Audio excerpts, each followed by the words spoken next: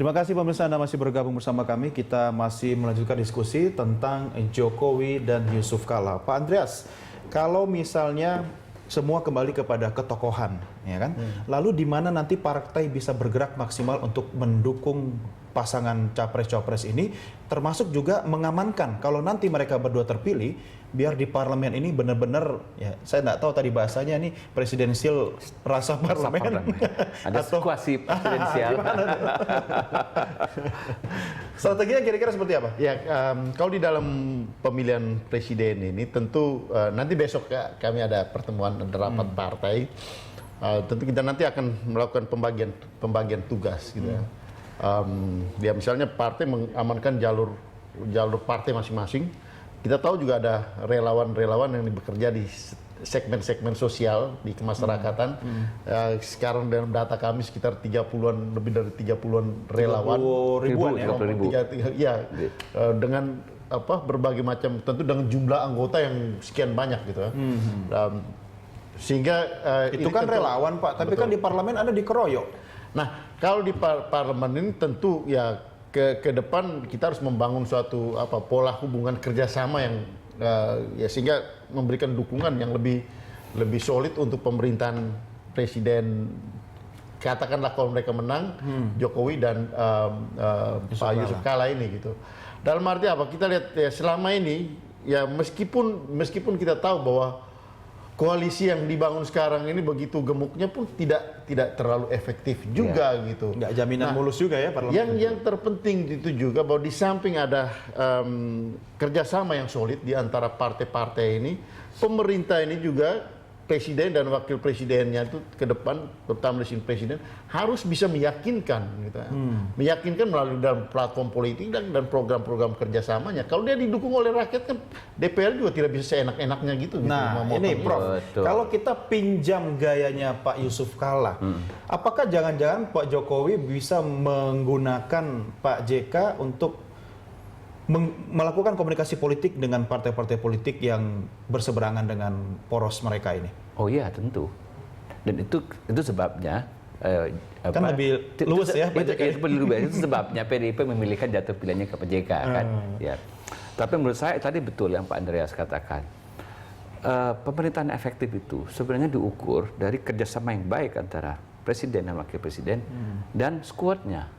Menteri-menterinya, dan itu harus diisi oleh orang-orang yang betul-betul profesional, kabinet ahli lah ya. Kabinet ahli gitu loh. Nah, itu dulu yang pertama penting. Jadi kalau misalnya kerjanya sudah bagus, sebenarnya kalau DPR bahasa sekarang tuh elan terus gitu loh, nggak disetujui, rakyat bisa marah. Dan sekarang menurut konstitusi misalnya jelas kekuasaan presiden itu mandatnya langsung dari rakyat. Presiden ya, dan parlemen tidak bisa menjatuhkan presiden. Itu juga sebaliknya. Dan itu sudah dijamin oleh konstitusi. Betul. Lain ceritanya zaman dulu Gus Dur, karena itu dipilih oleh kekuatan di MPR. Gitu kan. Itu betul-betul parlementer sebenarnya gitu logikanya. Sekarang kan presidensial ya. Jadi dan itu pun syarat untuk misalnya harus dibuktikan bahwa presiden betul-betul melanggar konstitusi. Berkhianat pada negara dan disetujui 22/3 anggota MPR nanti bersidang gabungan DPD dengan DPR diajukan ke MK, jalannya panjang pemakzulan itu. Jadi sebenarnya presiden terpilih tidak usah takut gitu loh ya, asal kabinet itu bekerja profesional. Nah sekarang persoalannya kenapa kabinet itu kemarin nggak bisa bekerja secara profesional, karena kabinet itu terlalu banyak kakinya berat digerokotin partai. Itu ceritanya. Kalau gitu. kata Pak Andreas ya tergantung presidennya itu ya. Iya. Jadi itu digerokotin partai kakinya itu. Itu jadi salah satu hal yang diperhatikan di PDI Perjuangan. Sehingga waktu di dalam Rakernas Rapat Kerja Nasional PDI Perjuangan yang ketiga pada bulan September 2013 yang lalu, kita salah satu evaluasi yang diperhatikan oleh PDI Perjuangan bahwa selama ini kita punya presiden, tapi kita mungkin belum punya pemimpin. Dalam arti apa? Kita perlu mempunyai pemimpin yang bisa memanage bangsa ini. Leader ya? Leader ini penting. Dan leader create leaders. Leader create leaders. Regenerasi harus ada. Dan disinilah poinnya di dalam kepemimpinan nasional ini yang bisa, ya dia harus percaya diri, dia harus bisa memanage pemerintahannya gitu. Kalau misalnya semua persoalan dibiarkan ya nanti selesai di bawah, nanti saya tinggal ambil keputusan gitu. Ya tidak bisa gitu. Yang kita tahu kan bagaimana antar departemen yang terjadi tumpang tindih dan itu harus ada keputusan yang sikap yang tegas dari presiden di dalam mengambil keputusan. Jangan dia membiarkan persoalan itu. Kalau Jokowi jadi presiden, Anda yakin Jokowi bisa tegas dalam hal itu? Saya kira Jokowi sudah membuktikan itu gitu. Tidak akan kalah pamor sama JK? Saya yakin tidak. Dalam arti bahwa selama ini Jokowi ketika dia menjadi wali kota Solo, dia mempunyai seorang wakil wali kota yang juga tipe orang yang keras, Pak Rudiatmo. Nah, begitupun di DKI sekarang kita lihat Ahok juga orang yang keras. Tetapi bagaimana mereka gitu. Ataukah mungkin JK bisa menurunkan level gasnya karena di balik Jokowi ada Bu Mega tadi? Dalam hal ini tentu proses ya saling konsultasi tentu biasa lah gitu antara pemimpin ini gitu. Tetapi maksud saya kembali pada apa yang tadi, karakter kepemimpinan itu ada pada Pak Jokowi. Dan itu kita yakin dari sejak awal. Dan Ibu Mega melihat itu gitu.